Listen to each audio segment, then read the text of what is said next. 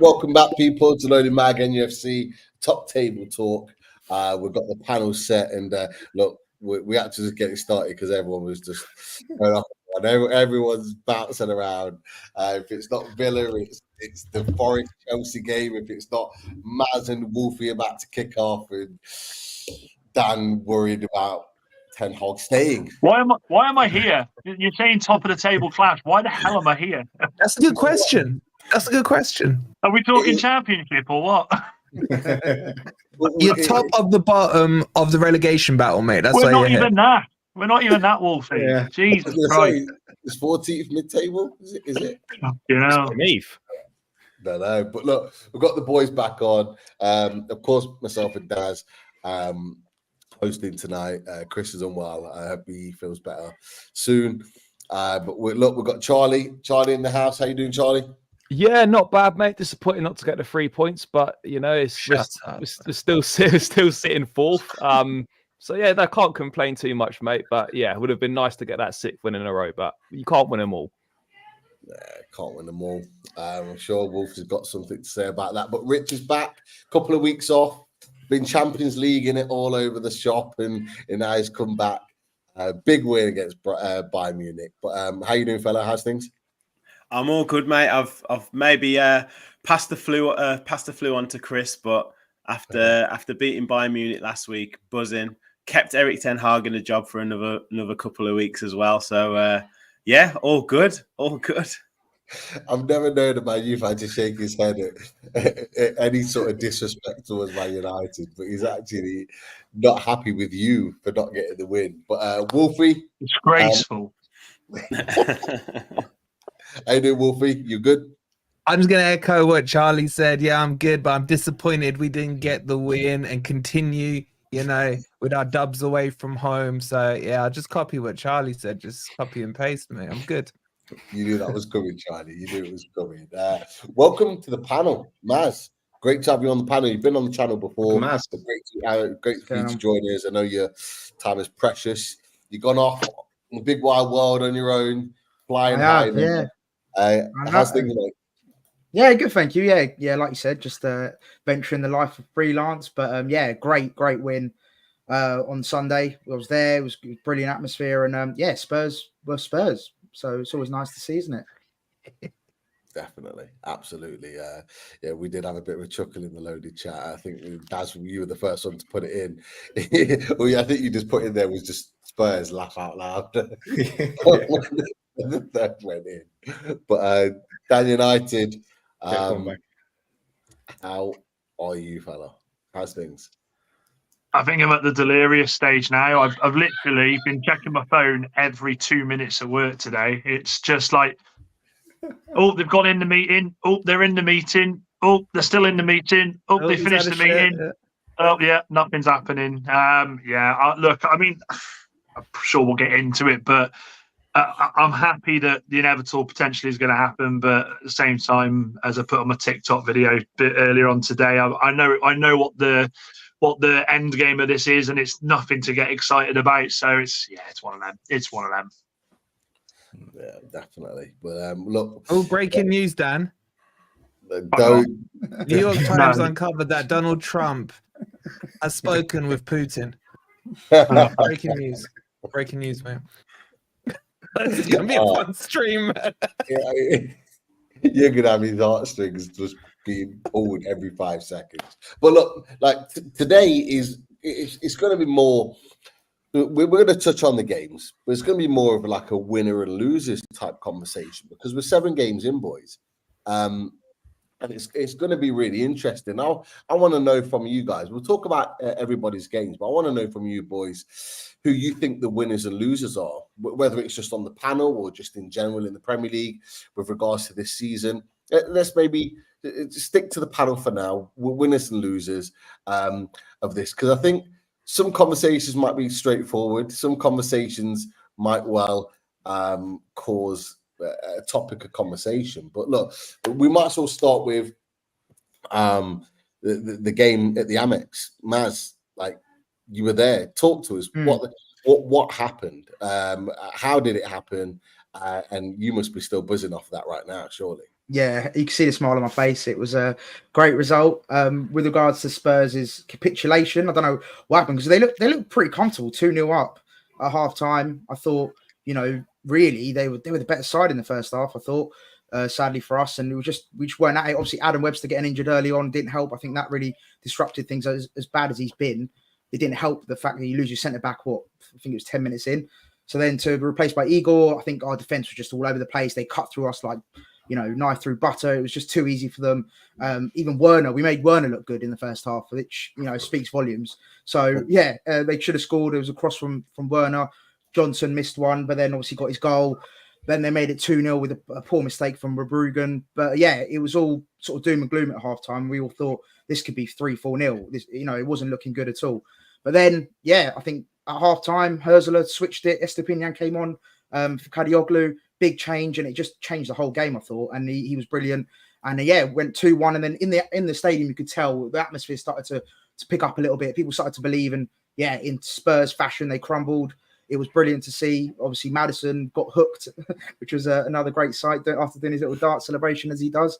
And we just picked up the momentum from 2-1, 2-2, and then Welbeck, just the man is. Don't know what's happened in his career, but he's back, mate. 34 years. I don't know what we're doing. I don't know what we're feeding him at the Amex, but we're obviously giving him something good, and he's still scoring. I think Dan United could do with him at the moment up top. But Maz, do you know something? I was laughed at, and I said this pre-season. I'd have happily took someone like him back as as an option. But what'd you say, Wolfie? He's rubbish. He's rubbish. Yeah, sorry, he's better than Chris Wood, mate. Jesus Christ, come on. I didn't say Chris Wood was better. Right, okay. Well, listen, look, he's been in unbelievable form. Whatever you think of him, whatever you claim that he's not very good, he's scoring goals. So he's doing something right, and he's at 34 years of age as well. The fact that he's still doing what he's doing is very admirable, and I think it's because he's got such a great support system around him. He's got a great manager now, and man. Listen, things are looking really good at the moment. We've beaten Everton, we've beaten Man United, we've beaten Spurs. Everton probably, and Man United, you could argue, probably not that impressive.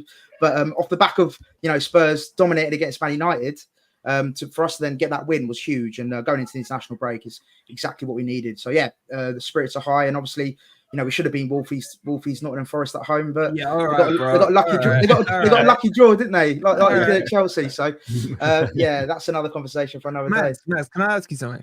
Go on. Has it annoyed you that no one's talked about Brighton winning and it was all about Spurs losing? I don't think that was the case at all. I have not heard anyone bigging up Brighton. Everyone's just been laughing at Spurs. Yeah, but that's standard, though, isn't it? Everyone loves to laugh at Spurs. I think, obviously, look, we're not as big of a team as Spurs, and also we're not bottle jobs like Spurs. So obviously the focus was going to be on them, and I think that's natural. They're a top six side. Everyone's going to focus on the top six side losing. I think that's. Do people talk about Forest? Yeah. Do they? Outside of Nottingham, outside of Nottingham, we're talking. I don't think anyone mentioned their mouth this week, mate. Chelsea fans been crying all week about us. Have they? Oh yeah, look at Charlie, man. No, mate, I've about Forest. I couldn't care less. Oh really? Oh, low block on my vlog video title. Yeah. I need to draw them in because I knew it would rattle a few, and it certainly has. They're still in the comments 2 days later.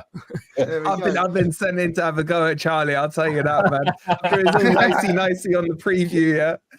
Listen, we don't have to make it about ourselves, Wolfie. We don't have to make it all about us. Because no one does, mate. I was hoping you would. We'll take our win. We'll take our win. And Matt, do you know something though?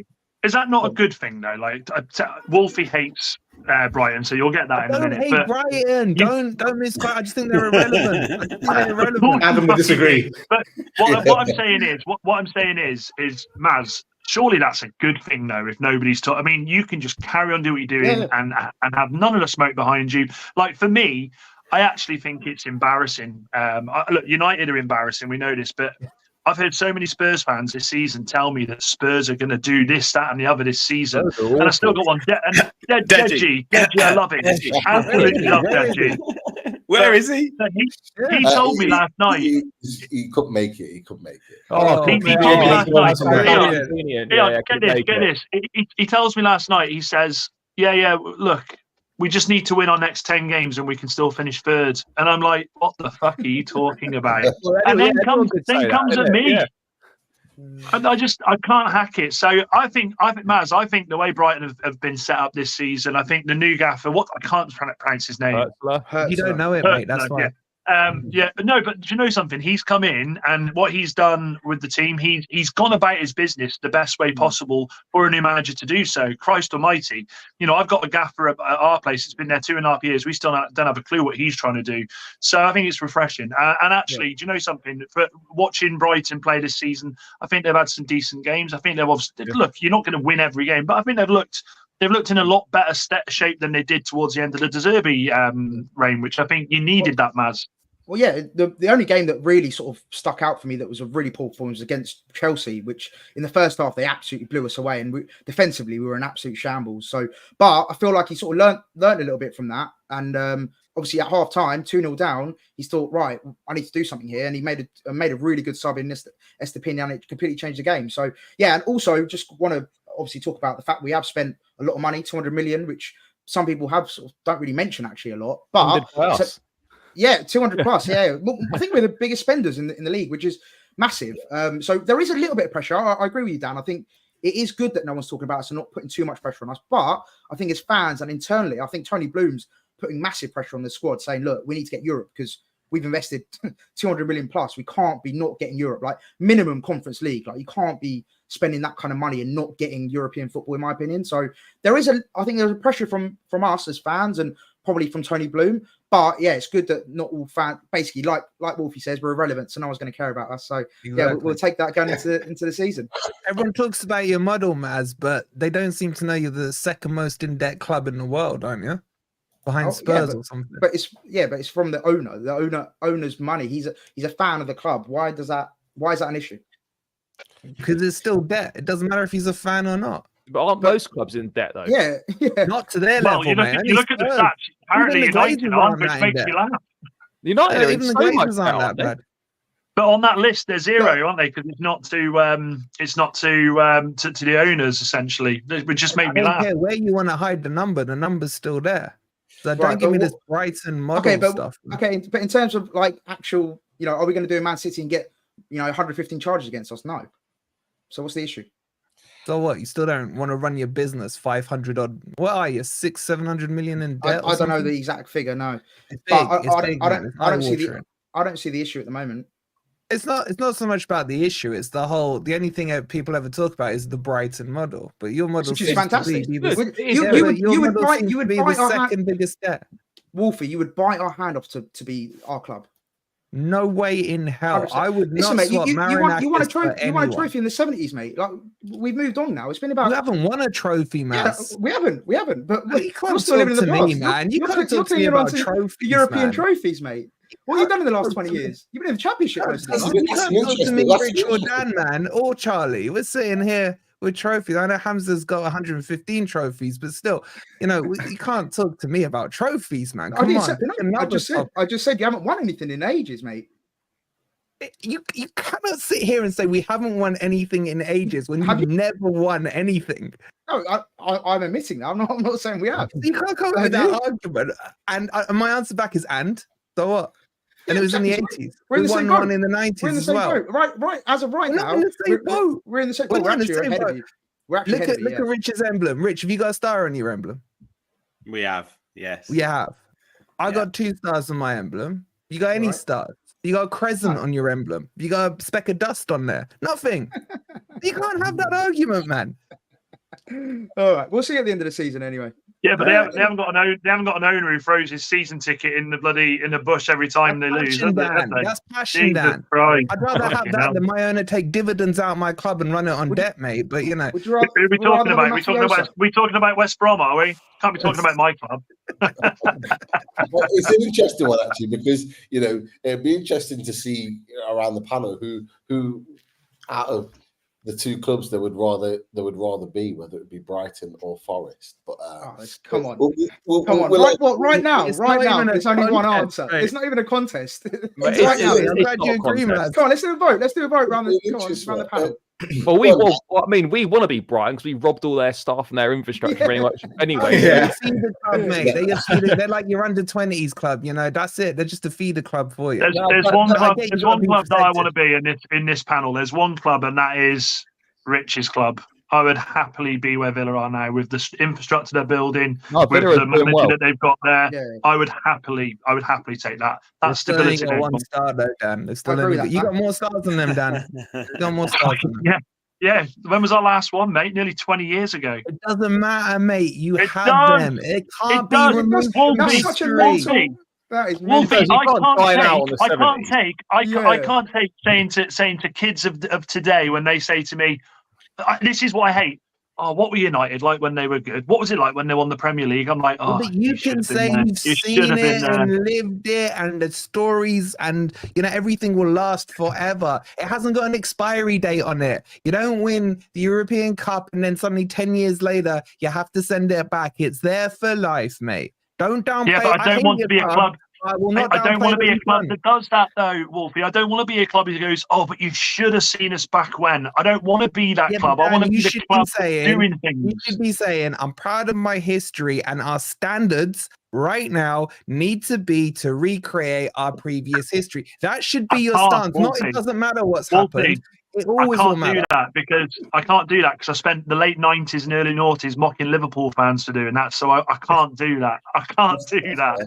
That's fair. I just want to end up with Maz. So you surely could be putting your hat in the ring for biggest winner so far in the first 7 games.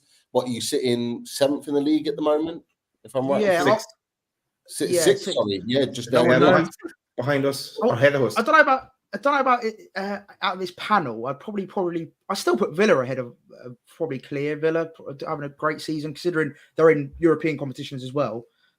Chelsea are doing really well. I feel like after how badly they were getting portrayed at the beginning of the season. So I'll probably put us maybe third. What about us, mate? I go third or fourth in the panel. 4 clean sheets. Just saying, 4 clean sheets. 5 goals. Golden gloves. 5 goals, 5 goals, 3 against Southampton. Great. We're not greedy. We're not greedy. We're humble. Also, just to clarify, I'm leaving out Man City because Hamza, I'm sorry, you guys are in your own league, so I'm only doing it out of the other clubs. I think you can probably make legitimate arguments for Chelsea, Brighton, Forest, and Villa for all having very good starts to the season. I think that's pretty fair. Yeah. Agreed. And Fulham. There you go, Wolfie. I agree. We find common ground. We haven't got a Fulham rep on tonight, but Fulham were good. They were really good.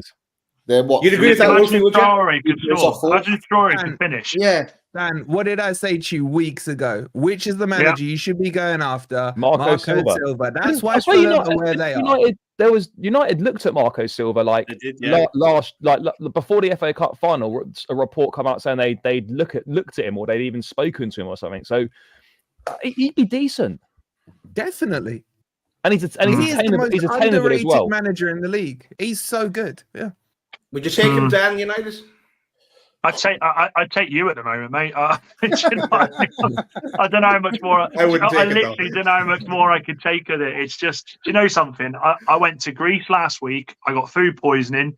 Had it coming out of both ends, had to sit and watch us get absolutely tonked 3-0 to Spurs. Then had to watch us against Porto, go 2-0 up, and I was like, oh, my belly's feeling a bit better. Oh, no, 2-2 back to bed. Oh, no.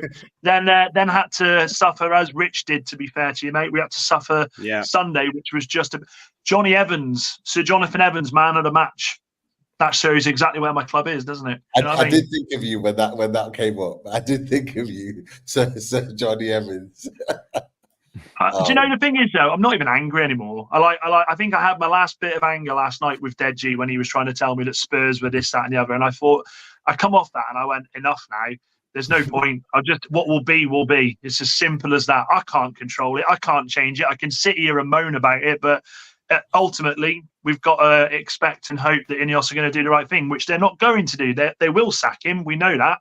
But we also know what they'll do. They'll put Rude in charge for the rest of the season. Rude will get a bounce, which all managers do. We see this happen. He's an ex-legend, ex-player of the club. The fans will get behind him. Old Trafford will be rocking again for a few weeks, and then it'll fall to shit again. So it's hit, play, repeat. It's the same old situation. I mean, we might as well do Man U Villa now. But I mean, do you genuinely think this is it now? Do you think he's gone? Yeah, 100%. Yeah, 100%. It's gone too far. Like the whole situation now, the fact that Sir Jim Radcliffe will not want to be asked every time he appears on TV, what's happening with Ten Hag? What's happening with Ten Hag? He tried to do the diplomatic thing and say, I like Eric, but it's not my decision, which I sat there, I thought, you absolute pleb, you've bottled that. You've absolutely bottled that. And then obviously they've done this meeting. Eric Ten Hag, do you know what? And you guys might be able to, you guys are neutral, so you might be able to explain more than me, but I listened to his interviews and he just strikes me as a man who has lost the plot. He's honestly deluded. Like you lost the plot. You watch the games, right? And then you listen to what he says and you sort of think, hang on a second, am I going mad? Have I just watched a completely different game? What game is this guy watching? Like, seriously, what's he watching? It's not just that though, Charlie. It's the whole... they ask him after the game, Sir Jim was here. How do you feel? Absolutely fine. We have conversations. We know where we want to go. It's all about belief. Judge me at the end of the season. No manager can honestly come out and say, judge me at the end of the season when we have now officially got our worst points total at this point in the season. From last season, didn't he? Yeah, beat his own record. Scored 5 goals, as you quite rightly pointed out. 3 of them were against 10-man Southampton. So to come out with I'm all for people coming out with chest and backing themselves. Of course, you have to back yourself. But there comes a time where this just becomes ludicrousy. And surely people must be saying to him behind the scenes, what on earth are you talking about? He's now going for Rashford. Okay, he's really going for Rashford now with the whole dropping him, pulling him off. That's dodgy. But it's essentially he's now losing the players. I think Bruno Fernandes, as much as people hate him, rival fans can't stand him. I think Bruno is now suffering massively playing under Ten Hag. I honestly think because of the way we play and because of how poor we've been, I feel like that Bruno, when he steps on that pitch, tries to do everything himself. I think he is literally, it's desperation, is just trying anything. So yeah, it's. I'd say the horror story's over, but I don't trust Ineos, and I know they've only been there a few months, and I know we've got Dan Ashworth, I know we've got Barada, I know we've got Wilcox, but I don't trust them to, as Wolfie has said several times, be big enough to come out and say, right, we are going for a big manager, and this is what we're going to do. But not going to do it. He's been a dead man walking ever since the summer because they were speaking to other managers. They couldn't get who they wanted, so they just kept him on by default. So he's not even wanted at the football club. No one wants him there, and yet they're just dragging it out and out and out. Everyone knows he's going, so why don't they just put him out of his misery? But this is the thing, Charlie. He's the biggest winner in this. He is the biggest winner because what he'll do now, 17 million. 17 million to sack the guy. So do you know what? If I was him, I'd be playing Johnny Evans up front. I'd be saying, "Fuck you! You want me gone? Give me my money and off I go." So yeah, I think that's the thing. Are they just agreeing the compensation package? Is that literally what they're doing at the minute? No, Rich, they're not. He's out in the beefer again on holiday. He's on holiday.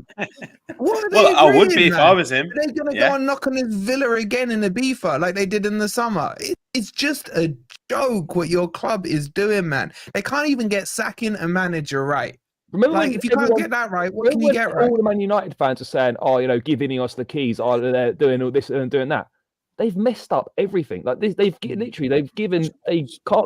can't get a managerial situation right. They didn't even give him a new contract. They say that they backed him right. They just activated a 1-year extension in his current deal.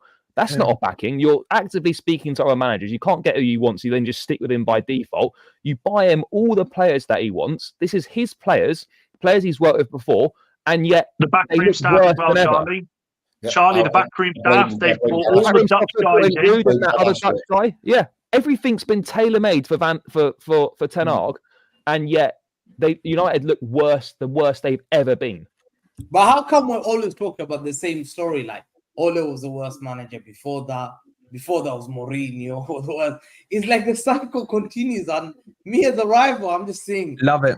Before, like I feel sorry for I don't feel sorry for them, man. They deserve what they do. Like all those years of missing before. Hamza, I'll be saying the exact same thing in a few months, my brother. Don't you worry about that. Don't you sweat on that, brother. All those years of misery now you're facing all the curse that we've cursed you for. Like I think I'm looking at United. Like a lot of United fans thought that we have a fantastic structure, but then you have to question, like Ten Hag was. People say the Ajax team that he did. That Ajax team bottled it against Tottenham, and Tottenham are the biggest bottle jobs. They were like 3-0 up, 4-0 up, and they bottled it against that. And to me, he said, "Oh, they won Eredivisie. Frank de Boer won 4 Eredivisie in a row. Came to a Palace, and within like 7 games, they were sacked. Like, Eredivisie means nothing." It's true.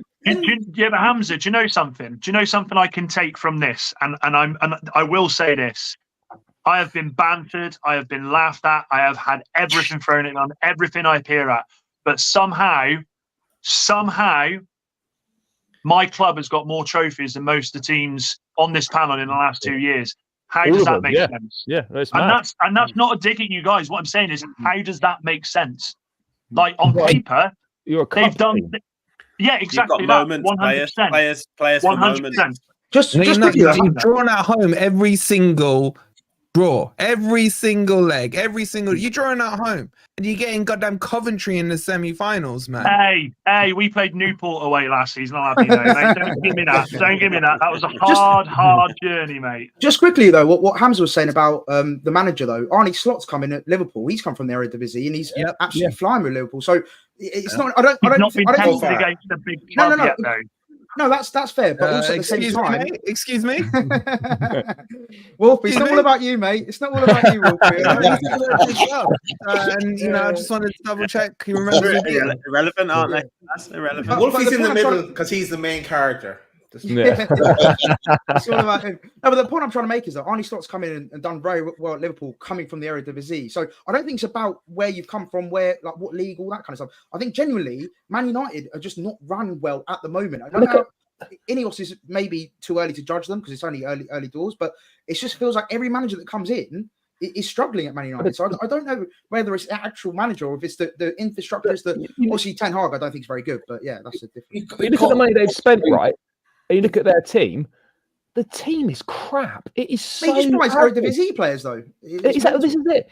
Like the team is terrible. People talk like it's awful. Like honestly, how many Man United players would like our clubs actually want from the current team? Probably. Well, you wanted Sancho, mate. Yeah, but he's doing well. But like from the current, yeah, but that's because you let him start playing FIFA all night and let him turn up late to training, so he's happy at the moment. You wait.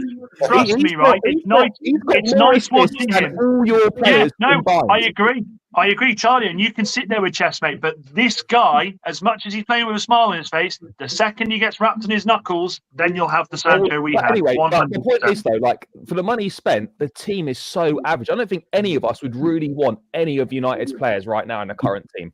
Yeah, but Charlie, I'm not quite sure of the strategy. Like I was saying this on the way down to the game on Sunday. I was like, Man United, they either sign Dutch players, don't necessarily, Dutch players, like sort of has been like class players, like an Ericsson or someone like that, and pay them and Mason Mount, pay them ridiculous wages. And then they don't necessarily like Villa sign Morgan Rogers from the Championship and turn him into a brilliant player.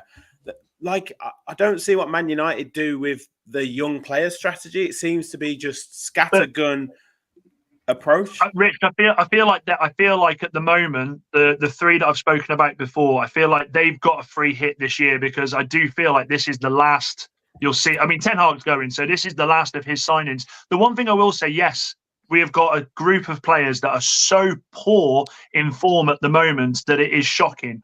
But I would very much like to see what these players could do under an Emery, under a Howe. I'd like to see a good manager with them and see what they do, because these players that you're talking about that you signed, that you guys have got at your club, no one was going for Ross Barkley this time last season. No one looked at Joe Linton as a player that could do anything before Howe was there. So Duran. to say the players, Duran, exactly. So to say the players are absolutely shocking, they're in shocking form at the moment, but I'd very much like to see them with a manager that knows what he's doing and actually see what he can do. Because that ultimately we can all see and say that, can't we? I think you can give the summer signings a pass at the moment. The guys that come in this summer, I'm more talking about the ones from before.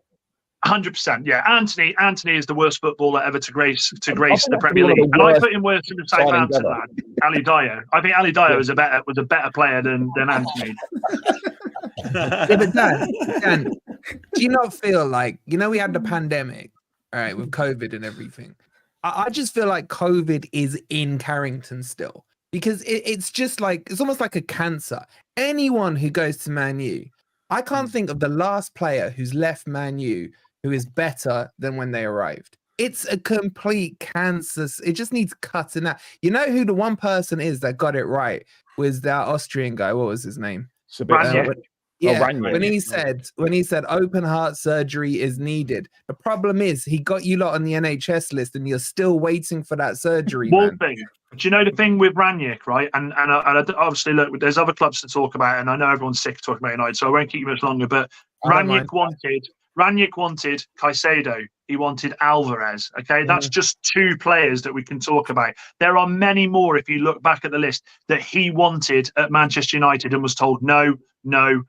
He then come out as well. They mocked him. Yeah, well, he come out and said the infamous, this club needs open heart surgery. And then obviously, I don't know if you all remember this, but he was meant to stay on when Ten Hag come. He was meant to be director of football. Yeah. No, they reckon that it was Ten Hag. Ten Hag wanted nothing. He wanted nothing to do with him. The warning sign should have been there, because you look at Ranić, this guy comes from a pedigree, okay? He spots players. He knows exactly what he's doing. So for the simple fact of the matter that this guy has now left the club and this guy is still in the club and running the club, it's a joke. And you know what? It's been a joke for a very long time now, but I'd like to just hope that this joke comes to the end and we can sail him off into the sunset. He can go and do the rounds on TalkSport, on fucking Overlap, because that's what he'll do. And then he'll be off into the sunset. And then probably back to Ajax. Yeah, and then Southgate in there. And then Gareth comes in. Gareth, you know him personally, Charlie? Right there, man. Well, I'd love it. Look, a team that's not sort of languishing down there at the moment is Aston Villa. Brilliant win against Bayern Munich in the Champions League.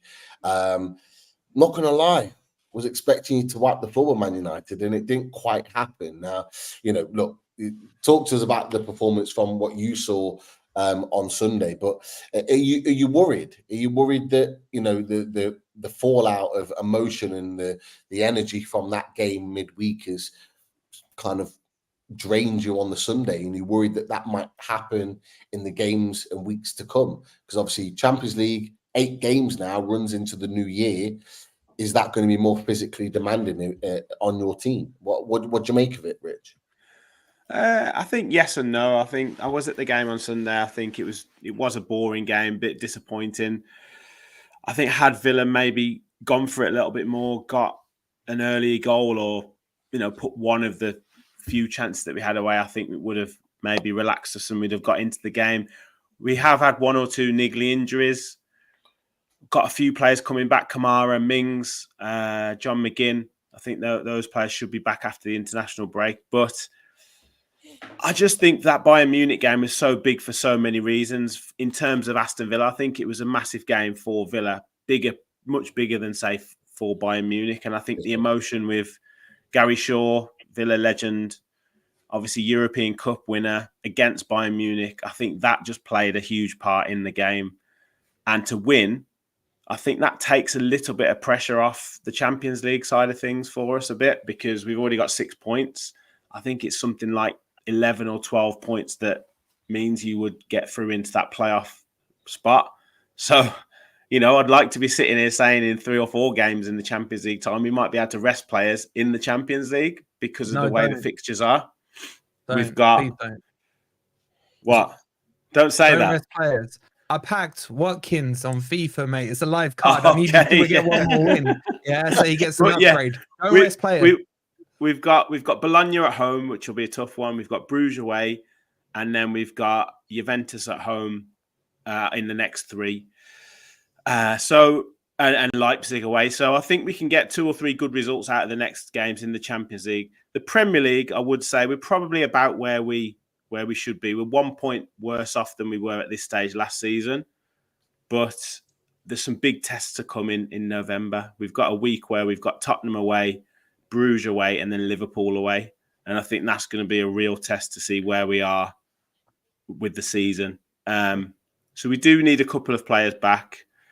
But I'm not disappointed at all with the start of the season. I mean, we've lost 1 game, we've drawn 2, and we've won 4, and we've got a 100% record in the Champions League. I don't think any Aston Villa fan could be moaning about that. Definitely not. Another topic of conversation. Obviously, Watkins is the main man at the moment, starting every game, but Duran is doing bits at the moment, and there are some sections. He's not better than Ollie Watkins. He's not better than Ollie Watkins. His ceiling could be better, but he's not better. Would you say that Duran's hungry like the wolf? See you later. Here we go. Dan. I'll see you. He's maxed out. He's done. What do you think? How do you see it? Because the more he keeps coming off the bench and making moments like that, you got to start him at some point, surely. We can play both. Yeah, I mean, look, the situation is that you look at it, and John Duran's in a situation where he's coming on and he's changing games and he's affecting games. And Unai Emery has wanted this situation for the last 2 years with Aston Villa, to have players that can come off the bench and can change games. You know, Newcastle had that against Wolves the other week. You know, make 3 subs, they come on after losing the game, and you win the game. This is exactly what Unai Emery wants. I mean, there's been 3 or 4 occasions this season where the subs that he's made on the 60th minute have directly contributed to the winning goals, and that's John Duran. That's been Ian Maatsen, Jacob Ramsey with assists, Ross Barkley with performances. So that's exactly what he's wanted. It's just that John Duran is that off-the-cuff player who will, you know, Unai Emery is a manager who wants everyone to do exactly what he said, and John Duran is the only player really in the squad that goes, sod what Unai Emery says, I'm just going to do what John Duran wants to do, i.e. the goal against Everton. And that's sometimes what you need in terms of a match winner. But Ollie Watkins he's on 4 Premier League goals this season already. He played brilliantly against Bayern Munich, against Upamecano, to set up the opportunity for John Duran to come on and score that goal that he did. So he's vital. Whether they can play both up front together, I think you can. But then Morgan Rogers is such a good player. John McGinn is vital to Villa. So there's lots of options that he's got. Leon Bailey, when he gets back fully fit, he's a brilliant player. So there's lots of options that he's got now. He probably could play them together, but it's horses for courses. That being said, if I was John Duran and I'm doing what I'm doing, I'll be knocking on the manager's door saying, I need to start games, and that's a problem that you need to have as a manager. So he just signed a new deal though, so he's 2030. He's got his contract till. So that means someone's going to have to come in with a big old bid to pry him away. Is that a club doing long-term contracts and getting no stick for it? Oh, it's funny that, isn't it? I think you might have been ahead of the curve, Charlie. You might have been ahead of the curve. That's 5 years now, but we got hammered for it. Interesting, isn't it? Out of all the topics you want to butt in on, Charlie, seriously.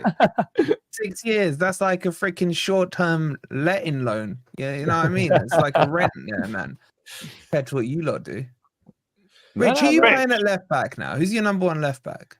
Luca Dean. He's been brilliant. He's back in the French squad. He's keeping Ian Maatsen out of the team. He's been really good. I thought Maatsen Champions League final next season. I thought it'd be a dead cert start. I was surprised you let Moreno go. You know, he's doing very well for you guys. Yeah. He's a good player, Moreno, really good. But you know, he's a player who needs first team football. So, you know, Rich, I tell you who I feel for at Villa. I just wish that Ramsey could get a good run of games and stay fit. Because this kid, when he broke on a couple of years ago, looked such talent. Yeah. He just can't seem to stay fit, can he? He got injured against Munich, didn't he? Yeah, and he had a brilliant game in the game against Young Boys. He looked like he was fully back to where he was. You know, scored a great goal. He gets us real good territory in terms of running with the ball, and you think him and Morgan Rogers in that kind of 2 number 10s position, it would be just phenomenal. But he just can't, like you say, Danny just can't get himself a consistent run of games. Hopefully it's not too serious and he's back after international break, because 22, I think. Still young, yeah. He's still young enough 23. To do it, yeah.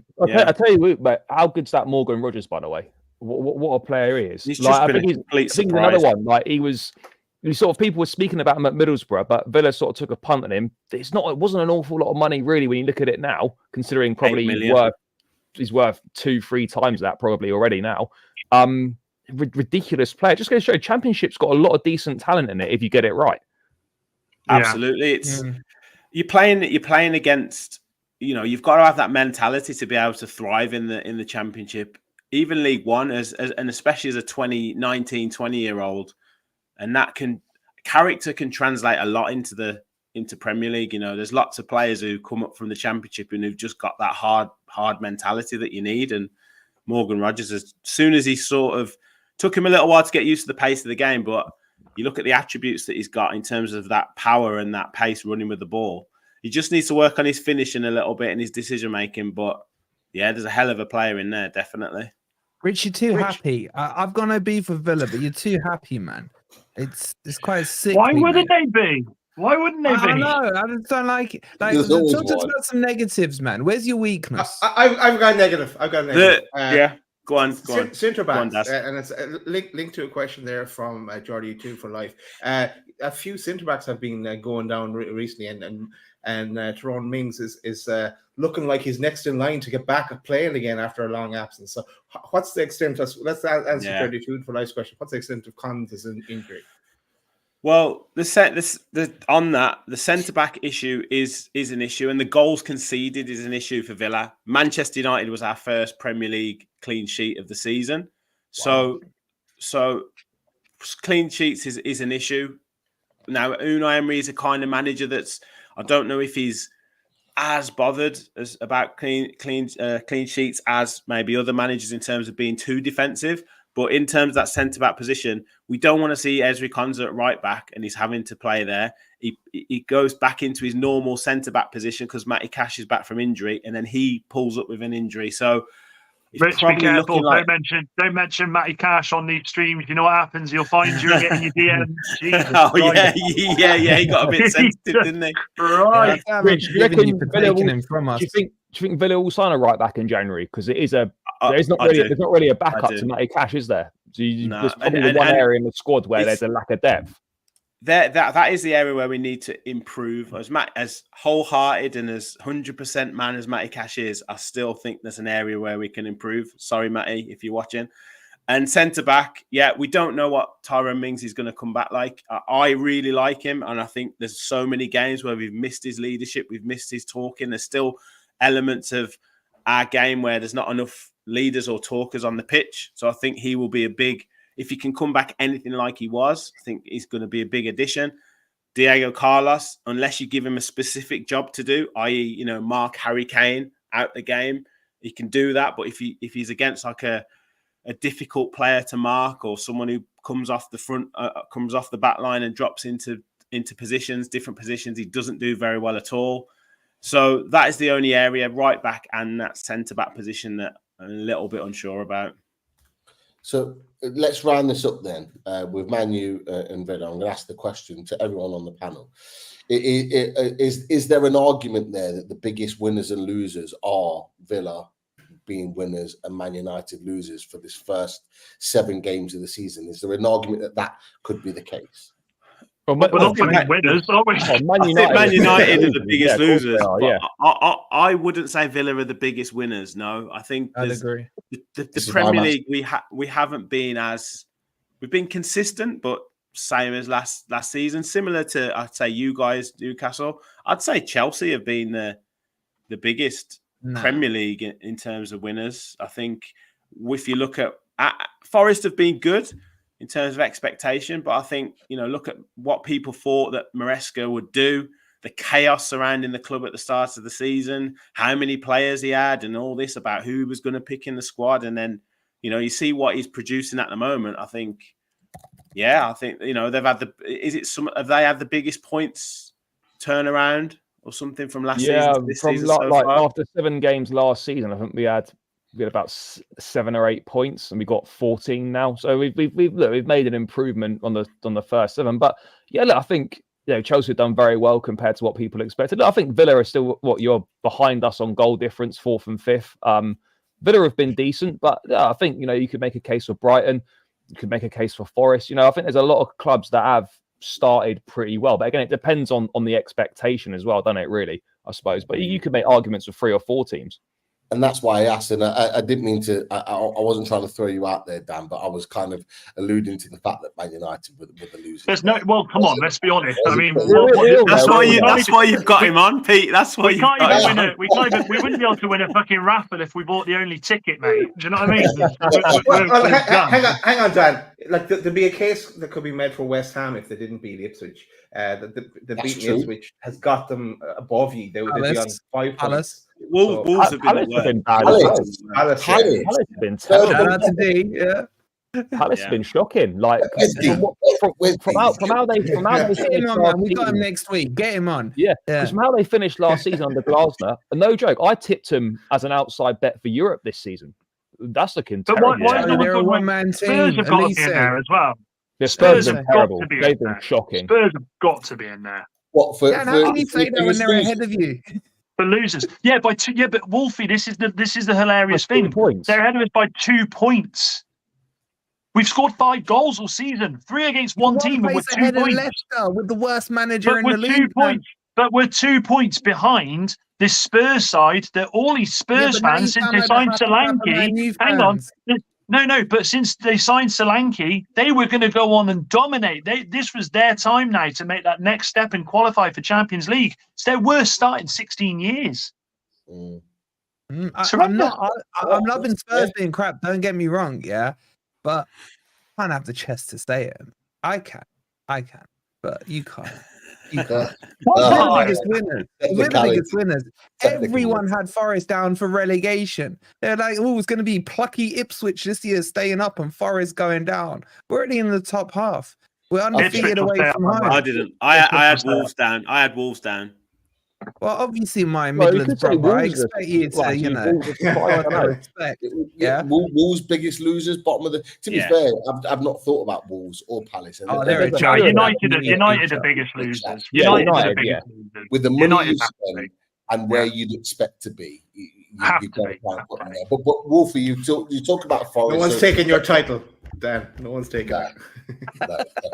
Rich, I'm only in Telford, mate. I'm only down the road from Emery, so I'll be in the car later on. If you see a red Ford Focus 1 litre bombing up the M54, it's me. As soon as the Ten Hag sacked has been announced. That's it. You won't have a chance to say good evening, mate. You'll be in my boots. He might still be at the Belfry, so drop in there. He was staying there last season, so. Drop in there. Tell him where he is. That's even worse.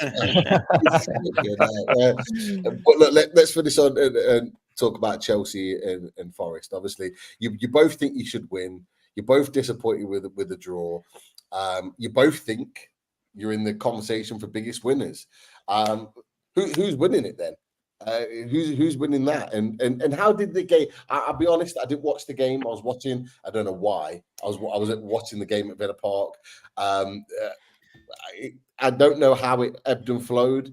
I don't know who should have won or who shouldn't. James Ward-Prowse is an absolute joke. If Bruno Fernandes would have done that, you lot would all be killing him in the comments. James Ward-Prowse, an experienced person, doing it. Ridiculous. It's when he reaches the ball, then looks up and goes, and then thinks, fuck. He was trying to pretend he was pregnant with the ball underneath him. You know what I mean? I didn't let him off, Dan. I didn't know. Everyone's like, he took one for the team. No, he made the mistake. My under-14 team, do not let the ball go under the foot the way he did. He's a Premier League player. 100% and then he slipped. I'm sorry. He made the mistake. He didn't take one for the team. He took one for himself because he caused the issue. That was the problem 100%. With it. Yeah, so, no, I don't let him off. I've not been that impressed with him over the last 3 games, and I can kind of see why West Ham have let him go. But to answer your question, Pete, to to run through the game, I'm sure Charlie would agree with me. First half, Forest were playing to make sure it was 0-0 for half time. Yeah. Forest didn't offer much in the first half And at don't all. you dare say low block because it was not low block. No, didn't mention that. Yeah, we'll go down that road, Not much was Charlie, offered. Like, to be honest, we had a lot of the ball, got it wide to Sancho, got it wide to Madueke on quite a few occasions, but we were lacking a lot. We were lacking presence in the box. Every time we got it out wide, there was only Jackson in there. There was no one else was getting in the box, which was a bit of a problem.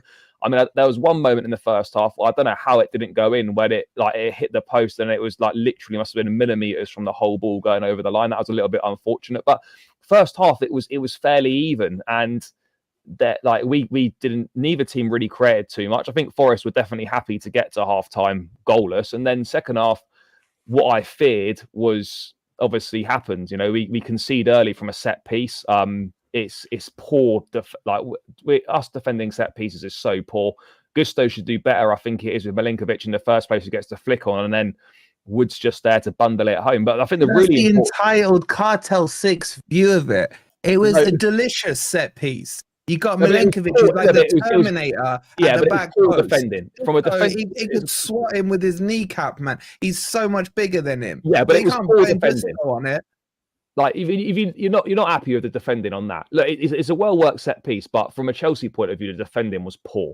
It could have been a lot better. I think the important thing is that we hit back within 10 minutes, because that really helps us out. It's a well taken goal. Charlie. I love him. I really like really well, mate. I think he's doing really well. Like, he's talking about Madueke. Yeah, he's decent. Yeah, I like him. Yeah, but he was poor in the first half. He missed some absolute clinical chances. He could have squared a couple. His shooting was terrible. He actually scored the worst of his shots, I thought. I mean, Sells should have got to that for me. It was really... Madueke's had a decent start to the season. He's got 4 goals. He's doing well. Like, of course, you know, with these younger players, there's always room for improvement. Yes, the decision making can improve. Yes, the end product can improve. You can say that for so many players, but like he's been pretty decent. He's keeping Pedro Neto out the side, who is a top player. So yeah, I mean he's doing well. But then obviously after that, you know, you're thinking, okay, there's like still over half an hour left. I fancied us to sort of go on and get a winner, but do you know what? Fair play to Forest. That they played really well. You know, they disrupted the game, you know, with their you know, with little niggly fouls here and there. Are you going to talk about the dark arts, are you, Charlie? No, mate. The dark arts is part of the game. Yeah? The dark arts is part of the game. No, I've got no issue with teams doing the dark arts, but you know, I've just seen the dark arts, Charlie. I'm sorry, I've just seen that Ward-Prowse. In his hands. Is that actually the red card? Yeah, that's the red card. It's second yellow. It's second yellow. That's the dark arts on the highest level. But yeah, look, obviously, I think I feel the referee lost control of the game. No, he didn't. He did. He didn't, mate. He did, mate. How much time are you boys wasting? Like, all teams do it, and it's frustrating. He's just being disrespectful to Morgan Gibbs-White. Gibbs-White, who is now out injured, was down for about 7 minutes. Yeah. No, I get that. That's why serious injury. Yeah. That's you're crying about the additional time. It was an injury. That's why there was 13 minutes. I don't know. I've got an issue with that. What I'm talking about is how Sells was taking at least 90 seconds on every goal kick. At least. Is that his fault? Add it on. You added it on. You got 13 minutes. Yeah, but take it up with the ref then. No, I won't take it out of anyone. I'll leave it to Dan. Have a good night, man. Top man. See you later, Dan. Much love. Rich, I'll see you in Aston later, mate. I'm obviously disappointed with the result, of course, because like you're always disappointed when you drop points at home. You're always disappointed when you don't win. But at the end of the day, I don't look at. I said to Wolfie before when we done the previews that this was. I expected this to be a really tough game, and we both agreed that Chelsea would probably nick it 2-1, but it would be very close. And yeah, ultimately, did I say that? Yeah, you did say that, mate. Yeah, I can. Shit. Yeah, but look, both teams had chances to win it. Sanchez and Sells made some brilliant saves. I mean, Felix and Nkunku should do better of those headers, but then I think it was Williams had a very good chance at the end, which he should do better with as well. That header as well, and Silva as well, the Portuguese Grealish. He probably should have done better. I think in the end, the draw was probably fair when you weigh everything up, and I think sometimes you just have to hold your hands up and say, do you know what? the other team did pretty well. I was happy with how we played. We played well. We created enough chances to win the game. We didn't take them. Equally, on another day, we could have also lost that game. So I think the draw's fair. It doesn't detract to our good start to the season. And it's an improvement on what we did last season in that game, which we lost. But it's funny, though, because like since Forest have come back up, we've beaten them 1 game out of 5. And that wasn't at Stamford Bridge. No, it wasn't at Stamford Bridge. Beaten us there. Yeah. No, we haven't. Since you've come back up, we've had 2 draws and a loss at Stamford Bridge. That was the back end of last season. You won at Forest, didn't you? Yeah, last season 3-2. You came from behind. It was 3-2, wasn't it? Yeah, we were 2. I think we were. Yeah, we were 2-1 down. Yeah, we were winning that one. Yeah. But it's I wouldn't rave about that though, Charlie, because Cooper only won 2 away games his entire time in the Premier League. No, I'm talking about the Stamford Bridge one. Oh, Cooper beat yeah. Southampton away from home in the first season, and the only away game he got was at Stamford Bridge at that 1-0 with Elanga, I think, scored it. But I do look, joking aside, I do agree with you. A draw was a fair result. Yeah. And both of us can walk away saying, could have won it at the end. The keepers both play. I mean, Sells, once he got knocked out, he woke up like prime Peter Shilton. I've never seen him play like that. Mate, some of the saves are ridiculous. They're unbelievable. But where was your golden boy? We never saw that either when he played for us. Mate, you got Vlachodimos, mate. You'll see. Mate, we sold him from Strasbourg to you boys. Yeah, true. Yeah, his little Blueco, Sells was on the Blueco books at Strasbourg, and obviously, he's probably kept you boys a point. But look, to be fair, Forest have improved a lot. At this point in this, I don't think any of us would have expected Forest to have started this well. And you know what? Nuno gets mocked, by the way, but he's actually a decent manager. He's done well everywhere he's been, other than Spurs, where it was a bit of a disaster. But even then, he started quite well at Spurs. Forest have got good players. They are. I mean, I said, out of the 4 home games we had on the spin in all competitions, this one against Forest would be our toughest one, and it was. They've been to Anfield and won. They're a decent team. So the cartel killers, mate. That's what we are. You know what I mean? It's like, the Big Six can't beat us. But no, it's nice to see you being a bit more humble than you were on your vlog, mate. Mate. I was very respectful, mate. Very respectful, mate. See the old Charlie back, right? I was very respectful. I'm gonna say, boys, he was like, for all the years I've known him, he's been depressed and everything, yeah. And pre-match, he had his chest out. I didn't know he had so much hair on his chest, right? He was just like, yeah, we're in great form. We've won 3 in a row, and I expect us to win, and all this stuff, yeah. You agreed with me. It's good. You agreed with me. I was just gassing you up, mate. So who's the biggest winner out the 2 of you then for the start of the season?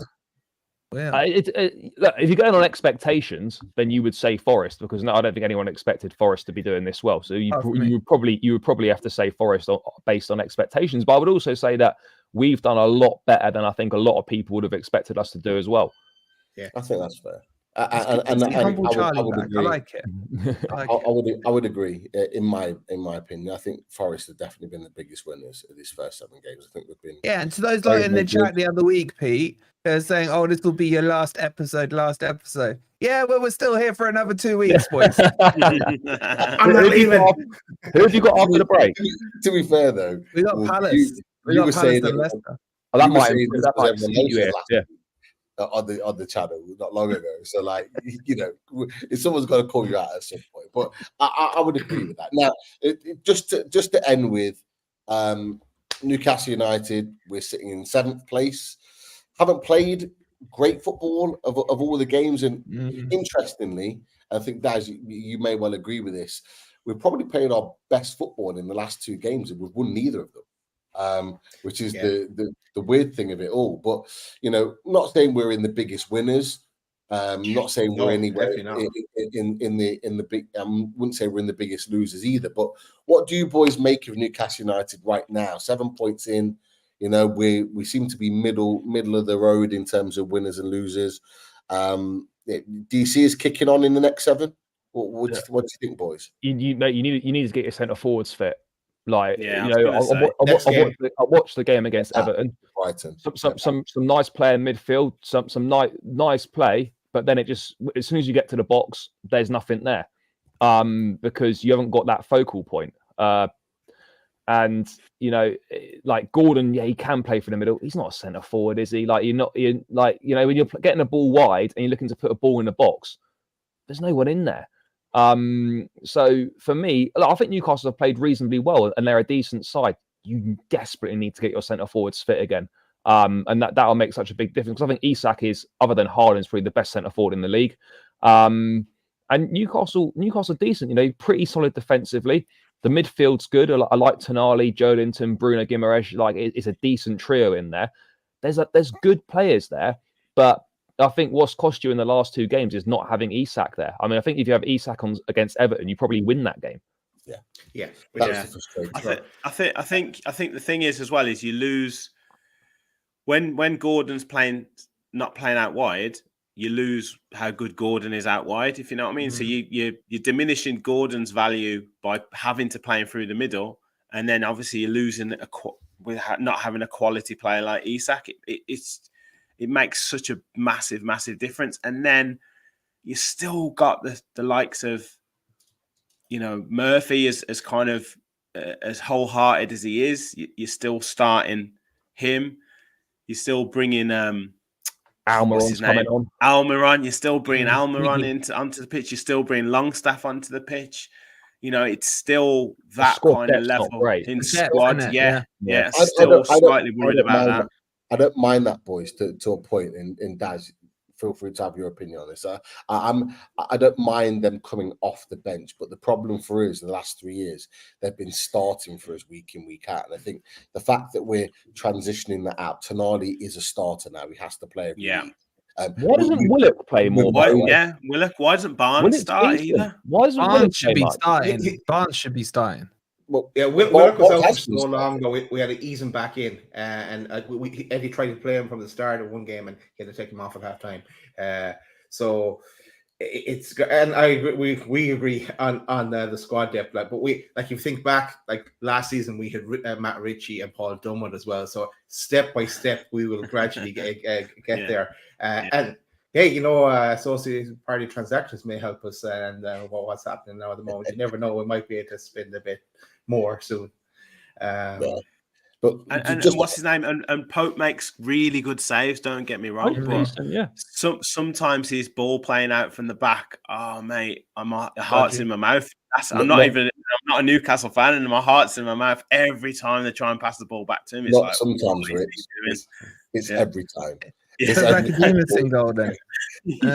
What I'd say, boys, I think you will get defined by the next international break. You'll know where you are, because you got a tough set of fixtures. You got Brighton, Chelsea, Arsenal, and then the big one, Forest. That will tell you guys where you really are. Yeah, once you've been tested. Because I think after the Forest one was the next stupid international break. Which, don't get me started on that stuff. Another one in November. Yeah, man. What was that one in November? Yeah. Ridiculous. It's always on my birthday as well. It's so annoying. But anyway, I think that's where we'll see where Newcastle are. And I just feel you're about 3 points behind where I think you should have been. There's 2 drop points at Everton. You shouldn't be dropping it at Everton. You did really well against Man City. I thought you played really well there. But I just think you're 2 or 3 points behind where I would have had you down. But the table's still bunched. A couple of points there, a couple of points there, moves you from 7th to 3rd. But you don't want it to start stretching. I think you'll be fine. I still think you'll push top 4. It just depends how Villa cope with Champions League and Premier League. But Emery's just amazing at doing that historically. So it's. I think you're okay. I just don't think the squad's good enough. If you the starting 11 is, Charlie, not the but it's a squad game though. You can't play the same 11 every game. Yeah, like for the whole thing, playing 1 game a week. Well, possibly, that might help you. But I think if you can get some January investment, bring some bodies in, then that could definitely help you out. But yeah, I just worry that the starting 11's good, but if there's any injuries like you had last season, or even not even that bad, the drop off in quality from the starting 11 to the replacements is huge. Getting Isak and Wilson back is massive, because you've got your first choice and second choice striker there that we haven't had the option for way back in the season, last season, should I say? Is it so? We're in a position where we get them back. Sven Botman's getting closer. Sven Botman is arguably our best centre back, and I forgot about him. Yeah. Exactly. He's we're hoping he's going to be back in training by the end of this month. We're hoping. Like getting him back is ultimately our best centre back is massive. That changes things. Albeit we've been good defensively, to be fair. Yeah, we've not been too bad, but getting him back would be massive, a boost for the team. But you're absolutely right, Charlie. Like come January, we had 70 million burning our pocket that was going to go on Gay, and I think all Newcastle fans are glad now that didn't happen, because we now expect that money to be spent in January because we didn't spend it in the summer. So I do expect us to be some of the busiest of the clubs in the Premier League come January. You don't get the deals, Pete, in Jan. That's the problem with January. You're deals are always harder to sometimes do. you've got to do it. You say that, but there's a number of players that contracts are running out or running down. So like some will be hitting 18 months by January, some will be hitting 6 months by January. That don't matter anymore. Look what Chelsea did with Mason Mount. I was shocked. How long did he have left, Charlie, when he sold him for 60 odd? It was a year, wasn't it? Yeah. I just think most clubs know you got 70 million burning a hole in your pocket. Yeah. And that you'll be coming looking to top it up. I think for me, I want to ask you boys this. Bruno, has he been Bruno this season? I don't feel he's been as influential on the games as he has maybe last year and what have you. Is he not meeting that high level of expectation that should be put on his shoulders? He's took on captaincy as well, don't forget, but he hasn't got to the levels that he was at the end of last season, I'd say, where he was going through game after game and even not picking up a yellow card, his trademark yellow card, because he couldn't. He escaped the ban that we need him to do. But no, he hasn't been at that level. But I agree with you said earlier, Wolfie, the next 4 games, the Brighton game, the Chelsea game, both Chelsea games actually, the Forest game and the Arsenal game, our season does rest a lot on those games, because if we're at the next international break, if we go through a really bad patch there with our striker, two main strikers back, then January we're nearly building for next season. Just to answer on Bruno from my perspective, I think you're right. He hasn't been the same Bruno. There's been arguments about his fitness and how he came back from the Copa America, lack of training, all the rest of it. But the last 2 games, he's been very good. He's been very good the last 2 games. So it's, you could argue that he's now got back to his fitness. He's still covering the most ground of any Newcastle player, and I think in the Man City game he covered more ground than any player on the pitch. So he looks like he's getting back to his best. Against Everton on the ball, he was back to his best. He just couldn't put the ball in the net when he had that one chance. But his ball at his feet, he looks like he's getting back to his best. So I'm holding out hope that we're going to see what he's all about in the games to come. Because he had that aura, didn't he? Like I always felt, I'm not likening him to Zidane, but when you watch Zidane play, he always felt like he had time and space, would pick the right pass out. When he was peak Bruno, you always felt there was no player near him. He'd get the right pass through and what have you. And it's like me with Morgan Gibbs. Why I hold him to a higher standard than the rest of the Forest players. Do you know what I mean? And I feel like I do that with Bruno for you as an outsider. And I just don't feel he's been at that peak prime Bruno. It's a hard level to maintain. But I'm not saying he won't get back to it. But I think he's critical to the way you guys play. If I watch him and I feel like he's got that space, I feel like Newcastle are going to have a good game. I feel a lot depends on him. And we rely on him to find that through ball to our strikers. But the problem, even when we had Isak at the start of the season, people, no one was finding Isak. And then we didn't have a striker. We our natural striker, we had Gordon playing up there for the last number of games. So, yeah, it all has to click in this next game, Brighton, to determine where we are. How's Eddie Howe now with regards to his feelings? Do you think is it water under the bridge now with the director of football, or do you think it'll rear its head again in January? Is he under pressure? Go on, lads. Yeah, I don't think Eddie Howe, he's under pressure to perform this season, but I think I would say that's water under the bridge. again, we'll see what happens in January. If there's a standoff again and we're going in for one player and sitting back, we can't do that. We said as well, if we are to go back in for Gay, we go in for a lower price, but cut it off after, even try and get it done before the start of the window or very early in the window, then move on and have to have alternative targets. And as Charlie said as well, squad depth, we need to start trying to bulk out the squad, and to try and do that in January is very difficult. Linking back to what Wolfie says, because January isn't the window to do that. If we haven't, I still think we can. Like, we're gonna have to go back to 2022. It was arguably our most successful window. Trippier, Bruno, you can get deals in January. You can do it. You just got to be smart. Yeah. And this is the point, Charlie, and this is the bit that I was going to say, is that I now expect a good window for Newcastle United. There's no excuse of Paul Mitchell coming in halfway through the summer and having time to get his feet on the table, all the rest of that. They have been in Eddie Howe's talked about it, like their planning is already in place and working through, ready for January. So I'm not expecting this like last minute race to sign Alanga from Forest or whacking down 70 million a day before you can have him, mate, under the window.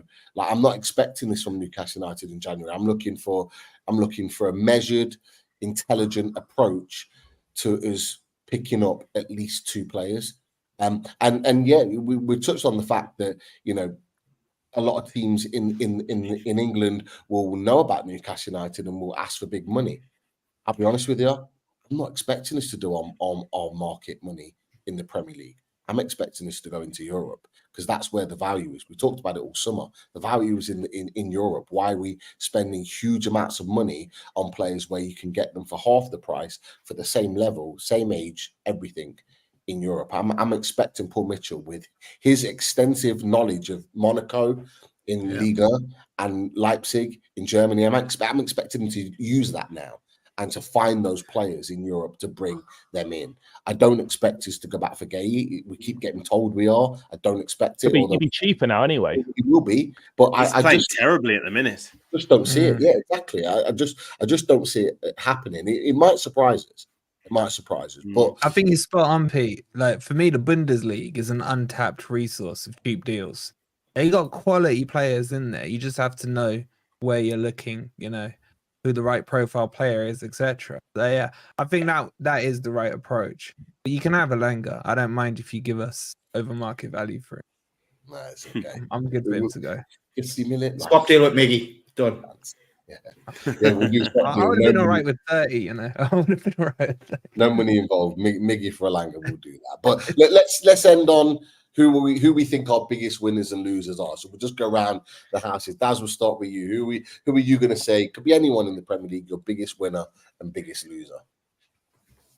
I'm going to say Villa are my biggest winner. I do think Chelsea have really surprised me, and I think that's Forest. Sorry, Nottingham Forest are doing really well. I can see I corrected myself there, Wolfie. Rehab. I'm going to go with Villa. But the one thing I was going to say to Rich is, round about this time, this is where our season fell off, trying to compete in a number of different competitions, and that's where the injuries at defense was interesting. We talked about earlier. So watch this space, and we need Villa. Well, we need Villa to do well in Europe to get for 5th place to be opened up for Champions League spots, or more European spots at least, and we need you to suffer in the league as a result. I'm going to throw mine in quickly. I'm going to say Forest winner, Man United loser. That's where I'm sticking with. Well, I think we can all agree that Man United are losers. Yeah, there you go for it. I think we're all around the table. Man United, yeah. I don't agree. Man United. Okay. I would say Leicester. I'd say Leicester City. You would. Rivalry. I don't like. I have no rivalry with Leicester. I just want Cooper to relegate them, just to prove that to all those Forest fans that still idolise him, that he wasn't a Premier League manager. But so for me, Leicester are the losers because they have Cooper in charge. Winners, obviously, us. But can I just quickly shout out Foxy's comment? Because I've always thought Foxy was really intelligent in your chat. And They're absolutely bang on. Murillo and Milenkovic, Eminem as I call them, the real Slim Shady, are, and I've gone as far to say, the best centre-back pairing in the Premier League. They are unreal. So, Foxy, shout out to you. You know your football. He does. He knows his stuff, Foxy. Definitely. So, Charlie, Rich, Wolfie, will come to you just for the winners then. And who we're going for? I probably Forest have done very well. I'd probably say Brighton, just because Irrelevant. they've got Hertzler who's coming, 31 years old, completely inexperienced manager. They spent a lot of money, and they've recorded some very, very good results. So I would probably just go Brighton, very closely followed by Forest. Okay, Rich. I'd say third Forest, second probably Liverpool, and I'd say first Chelsea. Chelsea, they spent 2 billion, mate. They didn't spend 2 billion. Interesting. I'm counting the hotel sales as well. Interesting you threw Liverpool into the hat. Interesting one. Yeah. It's definitely worth a shout for sure. And Roms was going to be on tonight. He had to go into work last minute, but yeah, no doubt he would have. They've done well. Liverpool have done well. Definitely. And Wolfie, to end off. If I'll say Forest, but if I wasn't going to say Forest, I'd say Fulham. Don't rest on Fulham, mate. They're doing really well. Good size. Going under the radar. What are they? 6th in the league or something? 7th? I can't remember. Eighth now. Eighth. All right, 8th. Fine. But they're doing really well. Don't underrate what they're the only team that could beat us this season so far. So well done to them. But losers, yeah, Leicester and Wolves for me. Wolves are just a joke with that PE teacher in charge. They need to get rid. Yeah, I'm not going to argue Leicester. I'm with you. I bet you won't, mate. It's some of my Leicester mates that are watching right now. Check your windows, Pete. Yeah. But no, look, boys, it's been a great chat tonight. Really appreciate you coming on and taking the time. Thank you. Big thanks to Charlie. Big thanks to Rich. Big thanks to Wolfie. Make sure you're following all of their content. Blue Brothers, CFC. Make sure you get to Villa Park Pod, and make sure you get to Forest Fans TV. Make sure you subscribe to all of those channels, along with United First with Dan on TikTok. Make sure you follow Hamza as well. Hamza is live at the moment, so if you want to go and listen to Hamza talk Man City, feel free to do so. And of course, Maz at the Seagulls. Talking Seagulls, is it? Yeah, Seagulls Social, is it? Yeah. And hopefully he'll be back joining us next week for the big match preview when we play them at St. James's Park. But massive thanks to the channel. Of course, myself, Daz, hosting as always, and the chat, superb. Shout out to Chris as well. Hope he feels better. He's in the chat. He is definitely. Yeah, shout out to Chris. Love for Chris. And to Sully as well, who became a member while the show was on. A nice one, Sully. And to Harry Austin as well, who was active in the shop, the Loaded shop. So it's a 10% off there at the moment. So go check that out. Link in the description as well. But that's about it, isn't it? So let's wrap it up. Thanks again, lads, for joining us, and we should see you soon. Enjoy that international break.